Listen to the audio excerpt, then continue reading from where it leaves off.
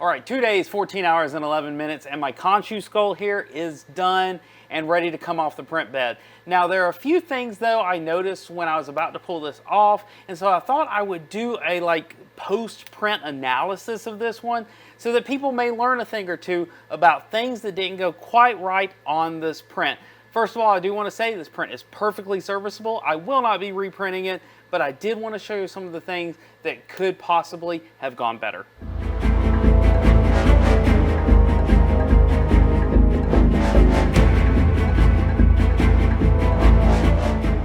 So the most obvious thing that you see when you first look at this is this piece sitting down here on the bed. Now this right here came from right here, and it's obviously a piece that's missing. You can see the corresponding piece on this side. So this was printed with tree supports, and one thing about tree supports is there's minimal touching with most tree supports, and this was the case here where you see only the bottom was barely touching it. Now, as you notice on this side it worked just fine. On this side it failed just barely because it did start to print, but then never really got assembled with the rest of the print. Another thing you may notice on my tree supports down here, there's some holes. It looks like there's some under extrusion. Well, one thing I can tell you, Cura does not really care about under extrusion or stringing or anything else on your actual support. So if you see that on your supports, don't worry about it. Cura is just not spending extra time making sure that those supports look good. So let's go ahead and pull the rest of this off the bed so we can take a look at some of the other parts. Trying to keep it in one piece. There we go. And I want to turn to this side because there's a couple of things on this side that you can see pretty well. First of all, you'll notice there's ringing in this part of the print that gets a little bit worse the further that we get up till about right here. Same thing on this piece here. Now these are very thin parts. As you can see, I wrap my fingers around it really easily. These are really thin parts. And so what's going on? Again, since I use tree supports to minimize the time and material that's used on supports, what I ended up with were some base supports down here that just aren't that strong, that don't hold these thin pieces in place very well. So when you see this, you may think, oh, it's the bed, it's the Ender 5 Plus. No, it's not the printer, because as you can see up here, the printer doesn't have that ringing anywhere else on the print. You don't see down here on the bottom or anywhere else.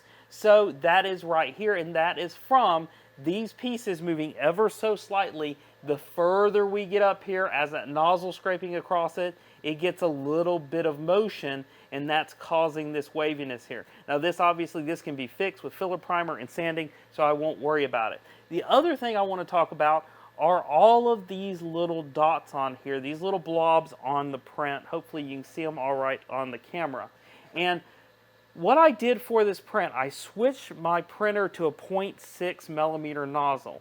Now, when I did that, I got most of my settings correct. Everything looks really good and dialed in. But one thing I forgot was my nozzle wipe. So I always set my nozzle wipe to a minimum of the width of the nozzle. That makes sure that we wipe at least the distance of that nozzle to make sure that we clean off any extra filament before we move. Now that didn't happen here. I forgot to do that. So instead of a 0.6 millimeter wipe, we have a 0.4 millimeter wipe.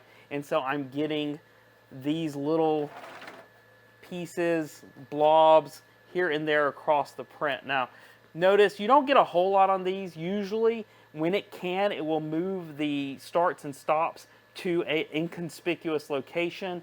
But for example, on these thin pieces right here, it couldn't do that because, again, it's not printing very far. It's got to put them somewhere. I would have preferred it inside the print, but it doesn't know the inside from the outside. So that's what we were left with. Now let me go ahead and start removing these prints. I'll see if I see anything else on this print that I need to talk about. Here's one thing right here. Notice this piece here doesn't look particularly good. It's not as smooth and as nice as here. So what this is these overhangs were not being cooled properly. They're too hot, they're not cooling properly, there's no supports on it, and so it's just not coming out very well. As you'll see in some other places it did fine, but not here. This may mean I need to decrease my overhangs in terms of what's being supported. Basically, if I was only being supported here, I may have needed to come out this far. And it's also potential that my cooling, even though I'm cooling from both sides on my nozzle, that one of my fans is not working as well as the other side, because again, this looks fine, this side does not look fine. Let's go ahead and start pulling some of these off, see how they remove, see if they come off pretty cleanly. I think they will. Now this was of course the reason I did tree supports. You'll notice came off really nice. It is extremely light, didn't waste a whole lot of filament on this, and overall it supports it really well. Let's see how everything turned out underneath here. So, still got to pull these off. Ooh, let's see if I can get it. Yeah, that came off pretty well. Now, anytime you put whatever against the supports there, you're going to have some cleanup to do. This isn't going to be too big of a deal. With a little bit of filler, this is going to smooth right over, not be a big deal. So, one thing you'll notice here, again, had some supports here that really didn't do their jobs. This side looks fine, this side did not. I will end up having to rebuild this with some plastic putty that I have, where I'm actually going to have to resculpt that part so that it looks exactly like the other side. Or, I guess you could make a battle damaged Khonshu if you really wanted to. So same thing here. You'll notice this is where this one failed. The tip of this one failed. Now this is not as big of a deal because this is actually structural. This isn't cosmetic. So I can rebuild it if I want to, or I can leave it like that and just kind of putty over it, not a big deal.